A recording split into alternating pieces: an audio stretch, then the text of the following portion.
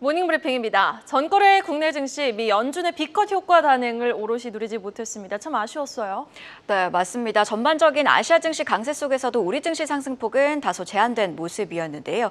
연휴 기간 나온 모간 스탠리의 보고서를 소화하며 SK하이닉스가 장중 11% 넘게 밀리는 등 외국인의 강한 매도세를 피해가지는 못한 하루였습니다. 자, 이래서 치이고 저래서 또 뒤처지고 있는 국내 증시입니다. 이제 시장의 시선은 BOJ 회의 결과에 쏠려 있는데요. 과연 우에다 총리제가 매파적인 발언의 뉘앙스를 내비칠지 또 시장은 이를 어떻게 해석할지 여부에 주목해 보겠습니다. 모닝브리핑 지금 바로 출발합니다. 네, 추석 연휴 길었죠. 그런데 마음이 편치 못한 가운데 맞는 긴 연휴라니 어디 쉬는 게 쉬는 겁니까? 현지 시간 15일 우리 시간으로 연휴가 시작되자마자 공개된 모건 스탠리의 윈터 룸스, 겨울이 닥친다. 이 반도체 보고서 타격을 제대로 받았던 9월 19일 목요일장 한마디. 미 연준의 B컷 효과를 해석한 모건 스탠리 발 K 반도체 타격입니다. 어젠 정말 아쉬웠습니다. 경기 침체든 아니든 일단 미국의 금리 인하 기조를 보고 2% 급등으로 화답한 니케이 지수, 또 1.6% 상승한 대만 가권 지수를 보고 있노라니 국내 증시에서 전기전자를 아주 주구장창 매도하고 있는 외국인이 야속할 수밖에요.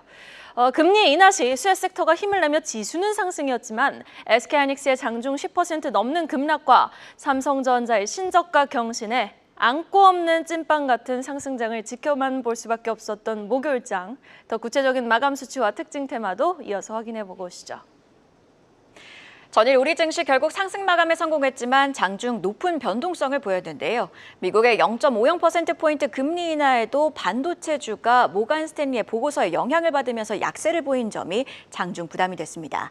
여기에 외국인이 코스피 현물을 대거 매도한 점도 장중 지수의 하방 압력으로 작용했는데요. 이날 외국인은 코스피 현물을 1조 1,700억 원 넘게 팔았고요. 이 중 1조 원 이상이 전기전자 업종에 집중됐습니다. 특히 삼성전자와 SK하이닉스의 매도세가 몰리면서 두 종목은 외국인 순매도 종목 1, 2위에 이름을 올리기도 했는데요. 한편 외국인은 코스닥 현물은 1,700억 원가량 순매수했고요. 전반적으로 반도체주들이 약세를 보인 가운데 바이오, 자동차주를 비롯해 전력설비 등 산업재들이 강세를 보이면서 양대 지수는 상승 전환하는 데 성공했고요. 코스피는 0.21% 올라 2,580선에 코스닥은 0.86% 올라 739선에서 거래를 마쳤습니다. 전반적인 반도체주 약세 어제는 코스피의 상승폭이 코스닥보다는 작았던 하루였습니다. 그럼 한 발 더 들어가서 어떤 섹터가 시장을 움직였는지도 함께 체크해 볼까요?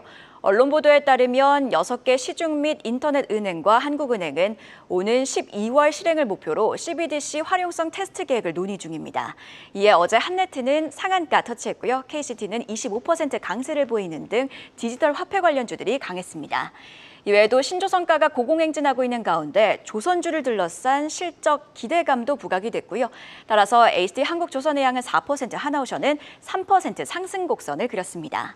앞서 바이오주들이 강했다고 언급을 했는데요. 미국 연준이 0.50%포인트, 즉 B컷 금리 인하에 나서자 금리에 민감한 업종이 강세를 보였습니다. 이 가운데 바이오주, 특히 CDMO 관련주들은 미국 생물보안법 수혜 기대감도 더해지면서 올랐는데요. ST팜은 7% 상승 곡선, 삼성바이오로직스는 6% 가까이 오르면서 장 마감 기준으로 3년 만에 황제주 지위를 탈환했습니다. 그럼 이외에도 어떤 섹터가 시장을 움직였는지 추가로 확인해 보시죠. 네, 이렇게 목요일장에서는요, 금리 인하 시 수혜가 예상되는 섹터들의 상승은 돋보였지만 SK하이닉스와 삼성전자를 향한 외국인의 매도가 거세게 출회되면서 지수 발목이 붙잡힌 하루였습니다. 전반적인 지수 상승폭은 아쉬웠던 목요일장이었는데, 자, 그럼 오늘은요, 9월 20일까지의 수출입 데이터에 또 한 번 반응을 할 수 있는 섹터 한번 주목해 볼까요? 폭염과 AI 데이터 센터의 수요가 급증한다. K 변압기 관련주 자세히 톱어보겠습니다. 어제 변압기 관련주들의 급등만 보더라도 현재 얼마나 국내 증시의 외국계 IB 리포트 영향이 큰지 단번에 알 수 있었죠. 모건 스탠리의 부정적 리포트 여파에 따른 SK하이닉스의 급락과 상반된 모습을 보였던 HD현대 일렉트릭, 그 중심에는요. JP모건의 긍정적인 리포트가 힘을 실어줬습니다. 전날 관련주들의 반등 배경 하나씩 살펴보겠습니다. JP모건 정점 대비 다음 페이지 볼까요? JP모건 정점 대비 약 25% 하락한 한국의 전력설비 변압기 업체들이 저평가에 진입했다고 평가를 했습니다.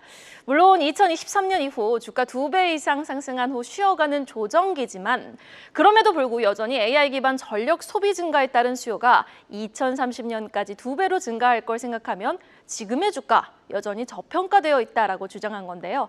13배의 PER은 글로벌 최저 수준이고 또 공급망 측면에서 보더라도 한국 변압기 업체들의 짧은 리드 타임이 장점이거든요. 그러니까 리드 타임, 주문부터 납품까지 걸리는 기간이 10개월로 아주 짧다는 거죠. 오래 거래한 기업 같은 경우에는 7개월 안으로까지 납품 기한을 맞춰주는 센스 있는 한국 기업들이다 보니 이 늘어나는 수요와 함께 지속적인 시장 점유율 증가가 예상된다는 평가를 내린 JP모건.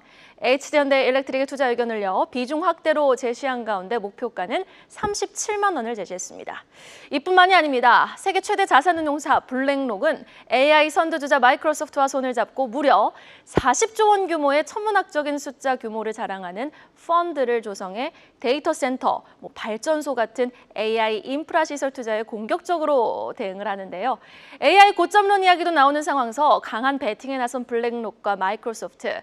사실 이 두 민간 업체가 주도의 투자를 이끄는 모습이지만 그 뒷배로는 미국 정부가 큰 그림을 짜고 두 업체가 진두지휘하면서 AI 인프라 확충에 나서고 있다라는 평가도 나오고 있습니다. 이렇게 미국뿐 아니라 사우디도 53조 원을 투자해 전기 먹는 하마 데이터 센터 전력난 해소에 뛰어들고 있는 모습. 이에 국내 변압기 업체들의 수출 데이터는 꺾일 기미를 보이지 않고 있습니다. 다음 페이지 보겠습니다. 오늘도 20일까지의 수출입 데이터가 발표될 예정인 가운데 지난 1일부터 10일까지의 변압기 수출액 그래프 한번 확인해 볼까요? 무려 10거래일 만에 7,188만 달러를 기록하면서 8월 총 한 달 수출액이었던 5,466만 달러를 10일 만에 훌쩍 상회한 모습 확인해 보실 수 있습니다. 6월 정점을 찍고 3분기 계절적 비수기 구간에 진입하며 7월 좀 주춤했던 변압기 수출액이 8월부터 다시 증가했고요. 9월에는 10거래일 만에도 상징적인 숫자를 기록하며 우상향 패턴을 보이고 있는 그래프 확인해 보실 수 있는데요. 9월 10일 기준 초고용량 변압기, 소형 변압기 모두 역대 최대 10일 수출액을 달성했습니다.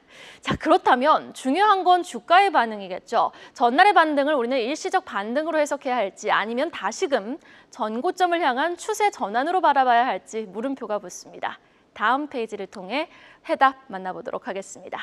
JP모건의 보고서가 나오기 전 딱 2주 전에 나온 신한투자증권의 HD현대일렉트릭의 리포트인데요. 목표가를 기존 50만 원에서 41만 원으로 하향 조정했습니다. 그만큼 어떤 마이너스적인 요소를 꼽고 있는지 우리는 살펴볼 필요가 있어 보입니다.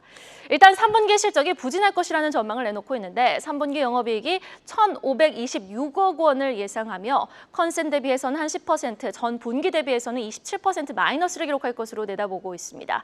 워낙 2분기 때 놀랍게 놀라운 성적을 기록하긴 했지만 3분기는 계절적 비수기에다가 원화 강세에 따른 환손실도 일부 반영을 해야 하니 주가도 고점에서 좀 숨고르기 양상이 나타날 수 있다라는 논리입니다. 그런데 우리 7월 말 어땠습니까? 어마어마한 변압기 실적을 보고 3분기 이후 외형 둔화를 감안해도 연간 20%대 마진 달성은 아주 충분하다라고 막 흥분을 하지 않았습니까? 신규 수요와 더불어 노후 전력망 교체 수요도 발생하니 향후 10년간 슈퍼사이클이 유지될 수 있다라는 전력기기 섹터. 그 가운데 중국산 변압기는 이제 미국에서 배제가 되지. 리드 타임도 짧아 야무지게 납기일까지 잘 맞춰주지. 다시금 주가는 정고점을 향해 한 발 한 발 내딛고 있는 상황입니다. 자, 그럼 관련주들 하나씩 살펴보시죠. 먼저 HD현대일렉트릭입니다. 중대형 변압기를 생산하고 있고요. 작년 대비 올해 매출액은 8천억, 그리고 영업이익은 4천억 원 급증할 것으로 예상되고 있습니다. 내년에도 영업이익 2천억 원 급증할 것으로 전망되고 있는 가운데 주가가 저점 대비 다시 좀 올라오긴 했지만 실적도 함께 급증하고 있는 상황. 전날 주가는 11.8% 급등 마감했습니다. 효성중공업 보겠습니다. 순수 전력기기 업체는 아니다 보니 상대적으로 HD나 LS보다는 낮은 밸류로 평가받고 있는데요. 주가는 전날 10% 넘게 급등하면서 32만 원 선까지 회복을 했습니다. 이어서 LX 일렉트릭입니다. 고점 대비 주가 거진 반토막 가까이 났죠. 당기 순이익이 딱 HD현대일렉트릭의 절반 수준입니다. 주가는요, 전날 5.7% 상승 마감했습니다. 마지막으로 재룡전기입니다. 소형 변압기도 마찬가지로 9월 10일까지 역대 최대 수출 금액 기록을 경신했는데요. 주가는 전날 6만 원 선을 회복하며 전고점이었던 10만 원을 향해 다시금 반등의 시동을 걸어주고 있습니다. 자, 8월엔 미국 고용 지표가 안 좋게 나오면서 9월 들어서는 경기 침체 우려 속 주춤했던 K 변압기 관련주들. 그러나 여전히 공격적인 투자 증설에 나서고 있는 K 전력기기 업체들인데요. 과연 관련주들의 전고점을 돌파해 추가적인 상승 에너지를 뿜어낼 수 있을지 여부에 시장은 주목하고 있습니다. 계속해서 장 마감 이후 나온 공시와 일정도 확인해 보고 오시죠. 어제 장 마감 이후에 나온 공시도 함께 살펴보도록 하겠습니다. 먼저 금약은 미국의 나노테크 에너지사와 배터리 공급 계약을 체결했는데요. 금액은 17억 2천만 달러, 우리 돈으로는 약 2조 3천억 원으로 금양은 이번 계약을 통해 2170 원통형 전지 독점 유통업체로 지정됐습니다. 해당 소식에 시간의 거래에서 상한가 터치했습니다. 이에도 한양증권은 KCGI와 인수 본계약을 체결했다고 밝혔는데요. 인수가는 총 2,203억 원으로 처음 제안된 수준보다는 10% 낮습니다. 본계약 체결 기대감에 정규장에서 3% 올랐던 한양증권은 해당 공시의 시간의 거래에서는 7%대 상승 모멘텀을 이어갔습니다.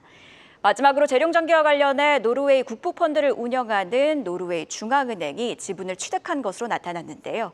단순 투자 목적으로 지분 5.13%를 취득했습니다. 포트폴리오에 재룡전기를 편입했다는 건 관련 시장 전망을 긍정적으로 봤다고 해석할 여지가 있는 만큼 관련주 투자하시는 분들은 함께 참고하시길 바랍니다. 자, 그럼 바로 이어서 오늘의 주요 일정입니다. 먼저 중국 인민은행은 사실상 기준금리인 9월 대출 우대금리, 즉 LPR을 발표합니다. 시장은 인민은행이 내수 부진 속 0.20%포인트 금리 인하에 나설지에 주목하고 있습니다. 이외에도 오후 12시에는 일본은행의 금리 결정 발표가 있는데요.